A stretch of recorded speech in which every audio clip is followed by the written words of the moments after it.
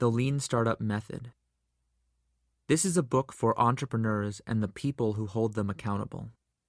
The 5 principles of the Lean Startup, which inform all 3 parts of this book, are as follows. 1.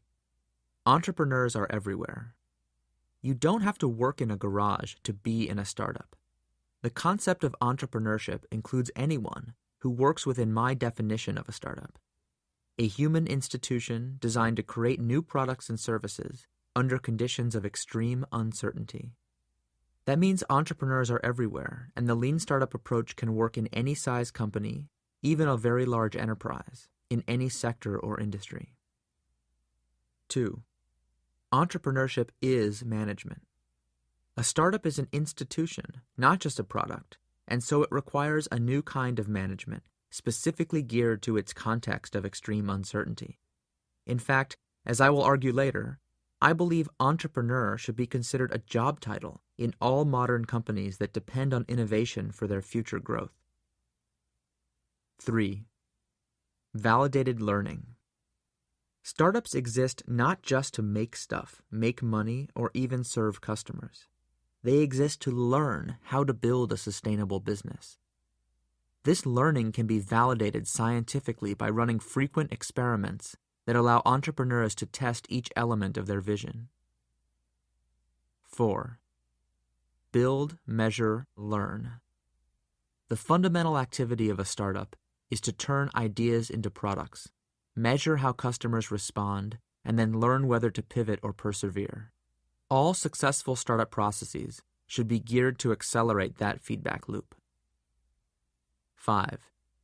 Innovation accounting. To improve entrepreneurial outcomes and hold innovators accountable, we need to focus on the boring stuff. How to measure progress, how to set up milestones, and how to prioritize work. This requires a new kind of accounting designed for startups and the people who hold them accountable. Why startups fail.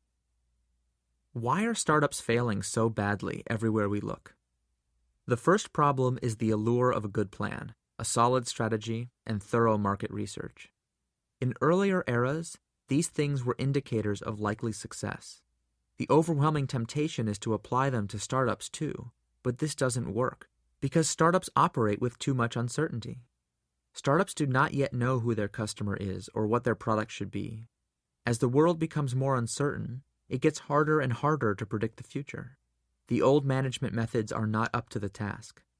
Planning and forecasting are only accurate when based on a long, stable operating history and a relatively static environment. Startups have neither. The second problem is that after seeing traditional management fail to solve this problem, some entrepreneurs and investors have thrown up their hands and adopted the "just do it" school of startups. This school believes that if management is the problem, chaos is the answer. Unfortunately, as I can attest firsthand, this doesn't work either. It may seem counterintuitive to think that something as disruptive, innovative, and chaotic as a startup can be managed, or, to be accurate, must be managed.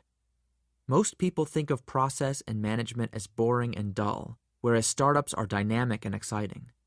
But what is actually exciting is to see startups succeed and change the world. The passion, energy, and vision that people bring to these new ventures are resources too precious to waste. We can and must do better. This book is about how.